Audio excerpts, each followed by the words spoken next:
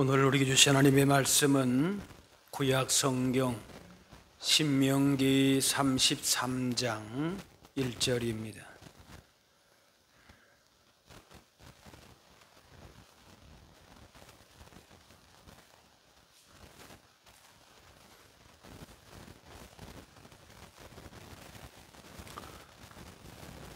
하나님의 사람 모세가 죽기 전에 이스라엘 자손을 위하여 축복함이 이러하니라. 아멘. 사촌이 밭을 사면 배가 아프다라는 것은 남이 잘 되는 것에 질투, 시기하는 말이죠. 그런데 이 말이 왜곡됐다라고 하는 주장도 있습니다. 과거 어려웠던 시절에 사촌이 땅 산 것을 축하하는데 당시 최고의 필요는 인분이었기 때문에 그걸 걸음으로 땅을 샀으니까 준다. 그런데 이런 좋은 뜻을 가진 속담을 일제강점기에 일본인들이 왜곡한 것이다. 그런 주장도 있습니다. 사람 본성은 시기하는 마음이 있기 때문에 가까운 사람 잘 되는 일에 축하하는 것이 쉽지 않은 것도 사실입니다. 하지만 우리 민족은 남이 잘 되면 해주는 그런 민족이어서 사촌이 땅을 사면은 배가 아파서라도 인분으로 도움을 주고자 했다. 그런 해석이 더 흐뭇한 해석이긴 합니다. 죄인이 예수님 믿어 하나님 자녀가 되면은 하나님 형상을 회복하는 변화가 있어야 되는데 그렇지 않다면은 여전히 사촌이 땅을 사도 배가 아프다. 말하자면은 그렇다면은 하나님 자녀된 정체성을 한번 점검해야 할 것입니다. 예수 믿는 사람의 정체성은 구원의 은혜와 복이 우리 안에서만 머물 것이 아니라 세상을 향해서 흘려보내는 축복의 사람들로 세워지는 것입니다. 이런 삶이 하나님 받으실 만한 거룩한 산채물 되고 하나님의 형상이 회복되는 삶입니다. 우리 안에서만 주신 복이 머물러 있어서는 안 된다는 거죠. 하나님께서 아브라함 부르시고 땅의 모든 족속이 그로 인해 복을 얻을 것이라 하셨습니다. 복은 하나님이 주시지만은 아브라함이 그 복의 전달자로 부르심 받은 겁니다. 하나님의 복을 전달하는 것, 이것이 하나님 백성된 정체성입니다. 오늘 본문에서 신명기 33장은 이스라엘 백성이 가나안 정복을 앞두고 모세의 축복을 받고 있습니다. 12지파별로 축복하고 있습니다. 믿음의 조상 아브라함처럼 이스라엘의 지도자 모세처럼 하나님의 백성은 하나님의 복을 전달하는 축복의 인생을 사는 사람들입니다. 시편 109편에 그가 저주하기를 좋아하더니 그것이 자기에게 임하고 축복하기를 기뻐하지 아니하더니 복이 그를 멀리 떠났으며 또 저주하기를 옷 입듯 하더니 저주가 물같이 그의 몸속으로 들어가며 기름같이 그의 뼛속으로 들어갔나이다. 다른 사람 잘 되는 것을 싫어하고 못되기를 바라면서 저주하기를 좋아했더니만 그 저주가 자기에게 임했다는 거예요. 다른 사람을 저주했으면 그 저주가 다른 사람에게 가야 되는데 자기에게 돌아온다라고 하는 것은 마치 내가 상대방을 때렸더니 내 코에서 코피가 난다, 그런 얘기입니다. 남이 잘 되는 것을 싫어해가지고 복 받으라 그런 말을 안 하고 살았더니만 내가 망하더라라는 겁니다. 세상 법칙으로서는 설명이 안 되는 얘기지만은 하나님의 법칙으로서는 이런 현상이 나타난다는 거죠. 예수님께서 제자들 파송할 때에 어디든지 그 집안에 가면은 평안을 빌라고 했습니다. 그 집이 복 받기에 합당하면은 빈 복이 임할 것이고, 합당하지 않으면은 그 평안이 돌아올 것이라 그랬어요. 그래서 자기 자신이 복을 받기 위해서라도 남을 축복해야 합니다. 마태복음 10장, 그 집에 들어가면서 평안하기를 빌라. 그 집이 이에 합당하면 너희 빈 평안이 거기 임할 것이며, 만일 합당하지 아니하면 그 평안이 너희에게 돌아올 것이라. 평안을 빈다는 것은 축복한다는 것으로, 평안을 빌면은 그 평안이 그 집에, 그 복이 임한다는 거예요.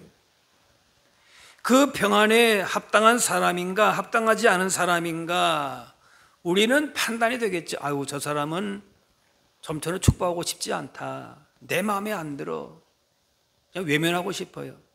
그런데 똑같이 평안을 빌라는 겁니다. 그리스도인은 평안의 언어로 말로 채워져야 됩니다.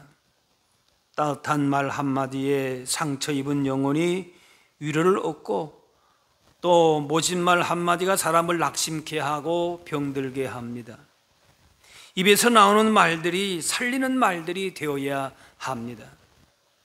믿는 사람의 축복은 공허한 언어나 의미 없는 빈말이 아니라 사람을 살리고 위로와 평안을 가져다 주는 능력이 있습니다.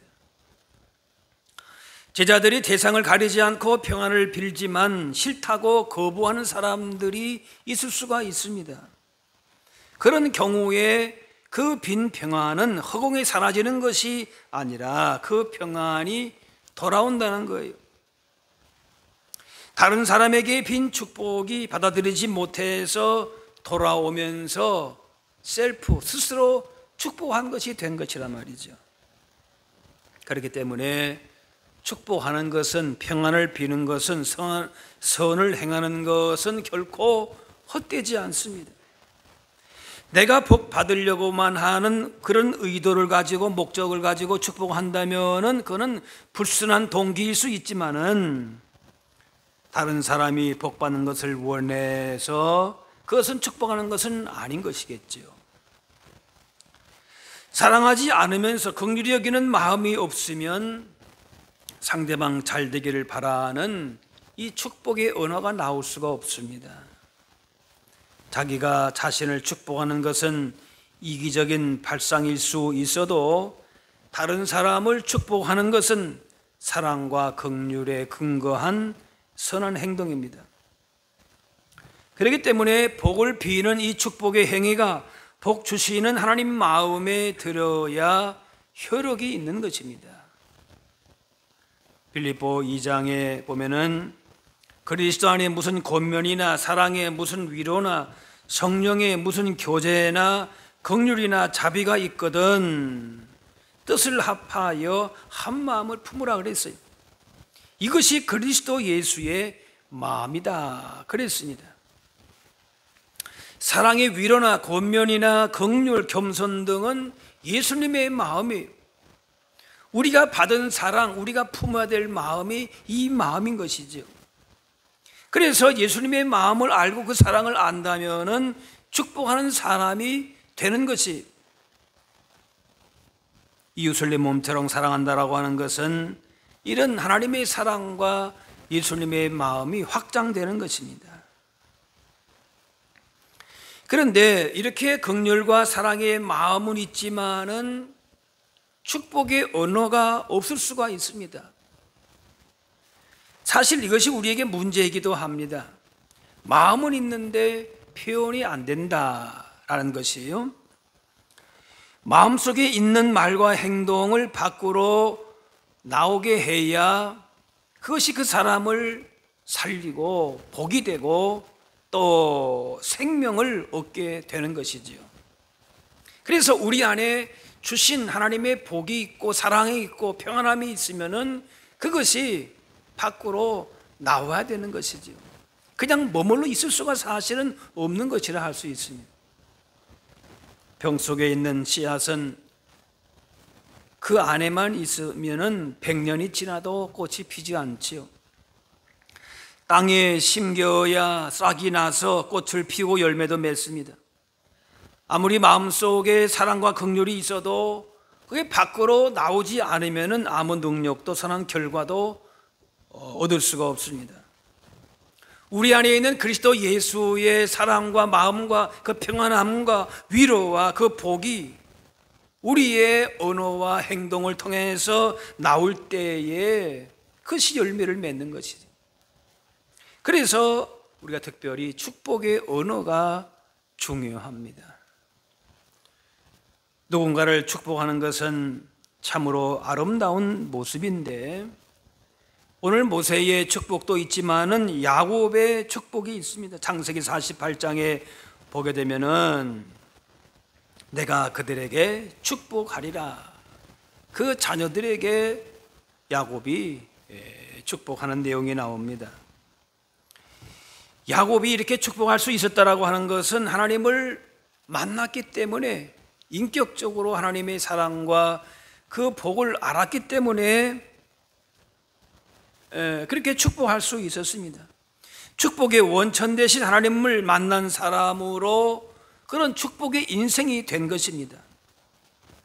자기가 받은 그 복 자체에 거기서 머물러 있지 않고 그 복을 통해서 하나님을 만나고 그 복을 전하는 사람이 된 것이, 그렇게 축복하는 인생이 된 것이죠. 그 사람이 진정 복 있는 사람이다라는 것입니다. 그렇기 때문에 축복의 사람으로 살기 위해서는, 그리스도인의 정체성을 가지고 살기 위해서는 하나님을 향한 우리의 신앙이 바르게 고백되어야 됩니다. 하나님이 어떤 분이신지를 알고 내가 받은 사랑이 어떤 사랑인지를 알아야 되는 것이죠. 그래야 우리가 다른 사람을 축복하게 되는 것이죠. 그렇지 않을 때는 축복은 단순히 그냥 무속의 주술적인 신앙에 머물게 됩니다. 뭐 안 믿는 사람도 다 이런 축복의 행위가 있을 수가 있습니다. 근데 그거는 뭔가를 비는 건 비는 건데 그 비는 대상이 누구인지를 분명히 알지 못하는 것이죠. 그냥 그거는 주문을 외우는 거나 마찬가지. 이 야곱은 하나님이 어떤 분이신지를 알고 자신이 받은 신앙 유산이 얼마나 귀한 것임을 알고 그 자손들을 축복했습니다. 창세기 48장에 그가 요셉을 위하여 축복하여 이르되 내 조부 아브라함과 아버지 이삭이 섬기던 하나님, 나의 출생으로부터 지금까지 나를 기르신 하나님, 나를 모든 환난에서 건지신 여호와의 사자께서, 하나님이 어떤 분이신지를 잘 알고 그렇게 자녀들을 축복한 거지.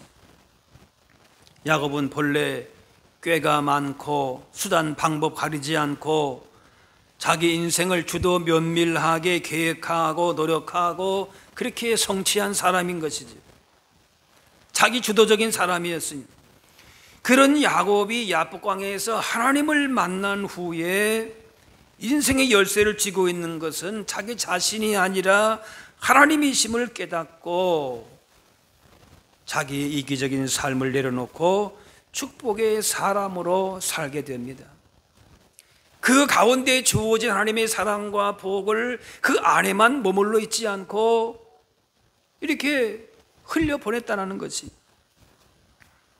야복강에서 하나님을 만나게 되는데 육체의 중요한 그 허벅지 관절 환도뼈가 부러지면서 더 이상 육체를 신뢰하지 않고 복이 나를 통해서, 내 육체를 통해서 임하는 것이 아니라 하나님께서 이 복을 주신다, 그 말씀을 듣고 그 하나님을 만나면서 그 인생이 진정 복 있는 인생, 축복의 인생이 된 것이지요. 야곱이 그때부터 자기를 내려놓고 하나님 주시는 복을 붙잡고 다른 사람을 축복하기 시작하는 것입니다. 그 전에는 다른 사람 축복했다 그것이 없어요. 어쨌든 간에 형을 속이고 다른 사람을 이렇게 이용해서 그렇게 살았어요. 그런데 그 이후로 애굽의 바로를 만나도 그 왕을 축복하고 12아들을 축복하고 또 요셉의 아들을 축복하는 인생이 됩니다. 그 말과 행동이 바뀝니다. 방송이나 이런 매체를 보게 되면은 우리나라가 항상 어렵다 그런 얘기를 많이 합니다. 난세, 위기 이런 것이 늘 그것이 아니라고 한 적이 없었던 것 같아요. 항상 보면은 큰일 났다, 위기다, 문제다 이런 얘기가 그런 얘기가 나와야 뭔가 이렇게 또 언론에서는 집중을 받으니까 관심을 받으니까 뭐 그렇다라고도 볼 수 있어요. 어려운 일들을 많이 겪으면서 우리도 모르게 심성도 언어도 부정적인 요인이 많은 것도 사실입니다. 그러나 우리가 언어에서부터 창조적인 말, 긍정적인 말, 축복의 말, 사랑의 말을 우리가 사용할 수 있어야 될 것이에요. 어릴 때에 가까운 사람들에게 받은 칭찬이나 혹은 부정적인 비난은 인생에 큰 영향을 끼칩니다. 그래서 먼저 우리는 언어 사용에 유의해야 합니다. 시편 141편에 여호와여 내 입에 파수꾼을 세우시고 내 입술의 문을 지키소서. 부정적인 말은 하지 말아야 하고 또 옮기지도 말아야 할 것입니다. 하나님을 향해서는 찬양의 언어, 사람을 향해서는 축복과 칭찬의 언어, 그리고 믿지 않는 사람들에게는 복음을 전하는 언어를 사용해야 할 것입니다. 우리 안에 주어지는 복된 말만 하기에도 시간이 모자란 것이 말 한마디로 천냥빚을 갚는다고 그랬어요. 옛날에 하층민이 천냥을 갖게 되면은 양반의 신분을 살 수 있다 그랬어요. 그게 말 한마디로 인생을 바꾸고 신분을 바꿀 수 있다는 것이죠. 우리의 입은 특별히 더 잘 사용하게 되면은 더 큰 복과 생명을 얻을 수가 있는 것이죠. 사람을 살리기도 하고 죽이기도 하는 것입니다. 우리의 가정과 교회에서 이웃에게 용기를 주고 힘을 주고 생명을 주는 그런 축복의 사람들이 되어야 할 것입니다. 우리는 축복할 능력이 없지만은 우리를 구원하신 은혜와 사랑 가운데에 어떠한 상황이든지 누구든지 축복할 수 있습니다. 저 사람은 나보다 훨씬 잘 사는데요, 나보다 더 능력이 많은 것 같은데요. 아니에요. 우리에게 이미 주신 하나님의 은혜와 복을 가지고 얼마든지 우리는 축복할 수 있는 것이, 주님의 이름으로 그렇게 축복하는 모습이 가장 세상에서 아름다운 모습인 것이, 아우 저 사람 참 잘 사는구나, 어쩌다 저런 복을 받았나, 그렇게 우리가 부러워할 수는 있습니다. 그러나 그것이 그렇게만 머물러 있는 복이 귀한 게 아니고 그 복을 흘려보내는 사람이 축복하는 인생이 복되다 그 말이.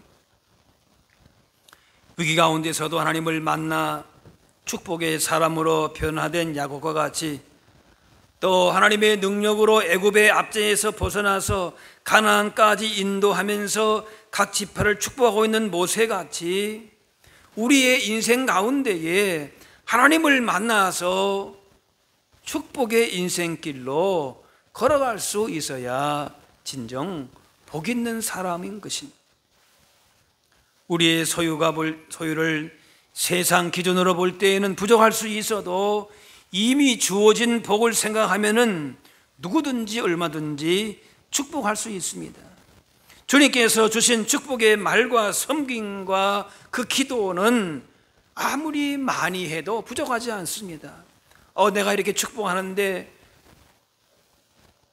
이거 내 거 아까워서 어떡하나, 안 그래도 되는 거예요.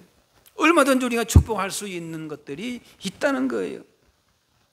그래서 우리가 속한 가정과 가문과 교회와 우리가 있는 공동체를 아름답고 바르게 세워가는 것입니다.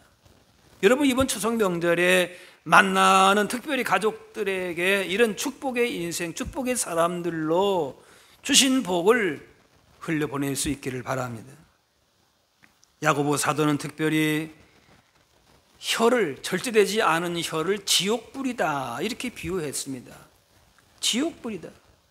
이렇게 언어는 강력한 힘을 가지고 있어서 축복을 담으면 축복의 폭탄이 되고 저주를 담으면 저주의 폭탄이 됩니다. 그런데 축복의 폭탄이든 저주의 폭탄이든 그 폭탄이 터지면 결과가 결국에는 자신까지 미친다는 거예요. 물을 마시고 기름을 먹으면 몸에 흡수가 되듯이 저주가 몸속에 흡수가 되면 저주의 냄새, 저주의 행동이 되면서 몸과 영혼을 썩게 만듭니다. 좋지 않은 마음과 생각과 언어와 습관을 버려야 하는 이유가 됩니다. 다른 사람에게도 문제가 되지만 자기 자신의 영혼도 몸도 그렇게 망가지는 것이, 그 영혼이 피폐해지는 것이. 언어가 달라져야 됩니다. 격려하고 축복하는 말이 나와야 합니다. 사랑과 긍휼로부터 축복이 나오지만은, 그리스도의 마음에서부터 나오지만은, 또한 면으로 거꾸로 볼 때, 역으로 볼 때에 축복하는 습관을 통해서 사랑과 긍휼이 생겨나기도 하는 것입니다. 재치 있고 또 기발한 농담으로 사람들을 재미있게 하는 것도 좋지만은, 그보다 훨씬 좋은 것은 격려하고 축복하면서 사랑과 긍휼을 나타내는 것입니다. 그러면 그 축복은 다시 그 사람에게 돌아옵니다. 그것이 바로 하나님의 자녀 백성이 받는 복이라는 거예요. 우리 안에서만 머물러 있는 복이 아니라 그 복을 흘려보낼 때에 그것이 진정 복 있는 성도가 된다, 그 말이에요. 축복함으로 다른 사람이 복 받는다면 축복의 통로가 된 것입니다.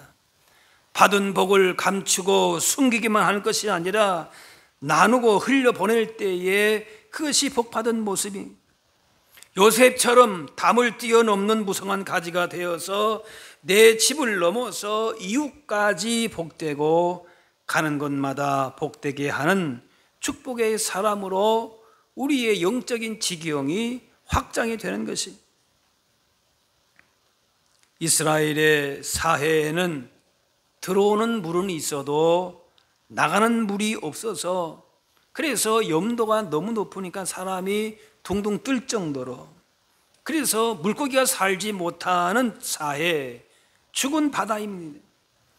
나가는 물줄기는 그 열려있지 않게 되면은 그 물은 점차 죽은 호수가 되듯이, 복이 나가는 물줄기가 없는 사람은 하나님의 백성으로서의 온전한 복을 누리지 못하는 사람이 되는 것이, 우리 가운데 주신 은혜와 사랑과 그 복이 엄청난데 그게 그냥 자기 안에만 계속 머물러 있는 것이.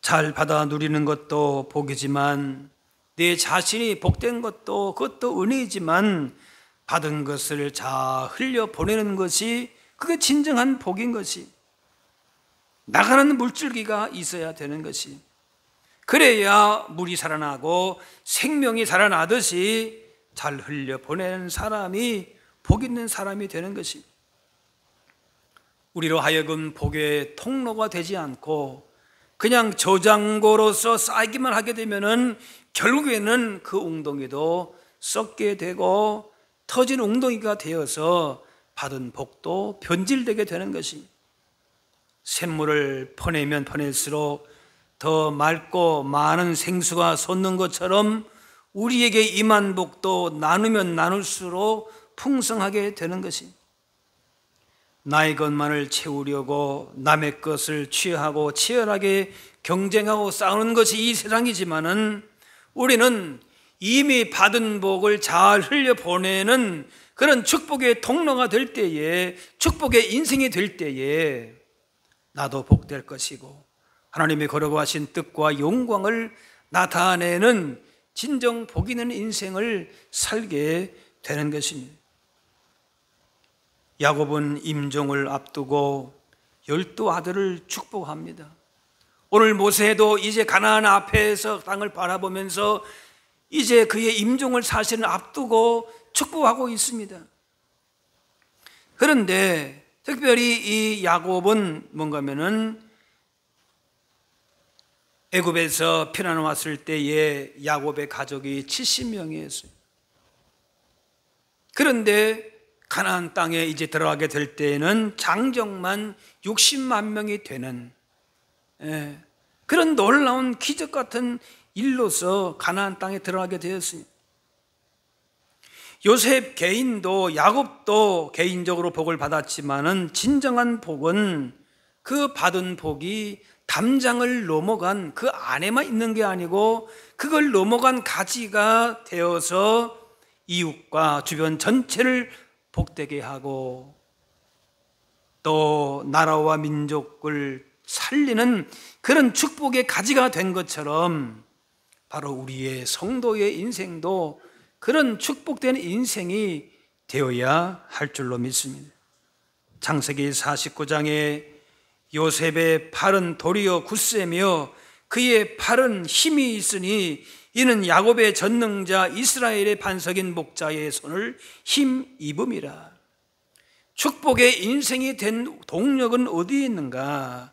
그의 뿌리가 하나님께 내려져 있다는 것입니다.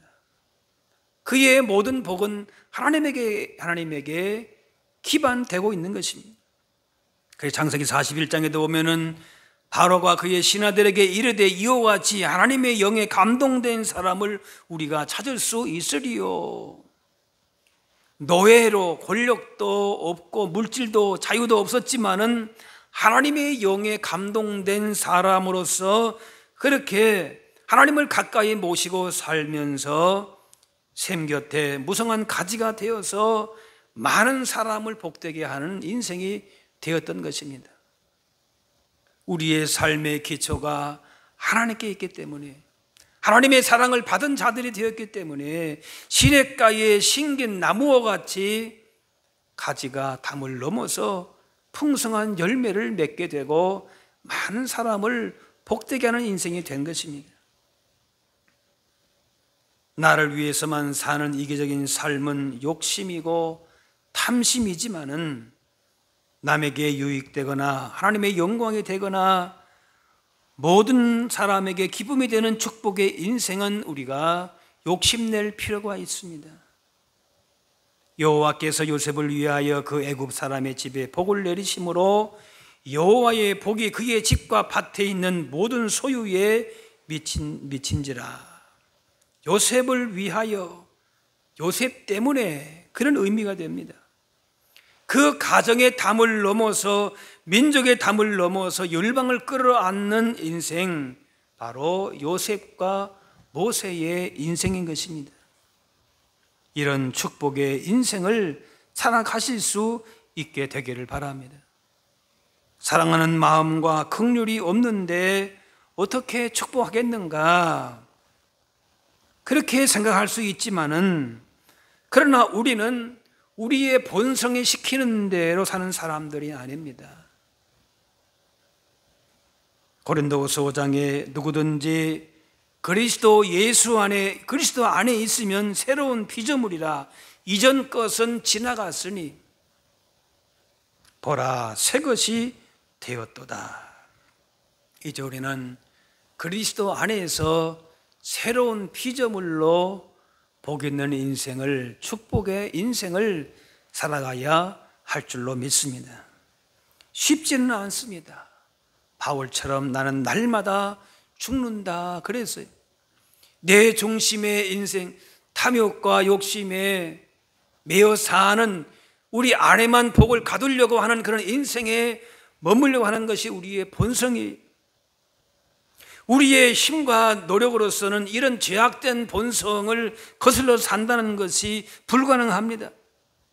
하지만 하나님의 영에 이끌린 모세처럼, 요셉처럼 성령님의 인도하심을 받고 그리스도의 마음을 품을 때에 얼마든지 우리 안에 있는 주신 복과 은혜를 가지고 축복하는 인생이 되어서 우리 인생 전체가 하나님 앞에 드려지는 거룩한 산 제물로서 그렇게 드려지게 되고 하나님의 거룩한 백성으로서의 진정 복 있는 인생 걸음을 걸어갈 수 있게 될 줄로 믿습니다. 축복하는 인생, 축복하는 생활로 말미암아 하나님의 거룩하심을 회복하고 하나님 나라의 복을 더욱더 풍성하게 누리며 살아가는 저와 여러분들이 다 되실 수 있기를 주의 이름으로 축원합니다.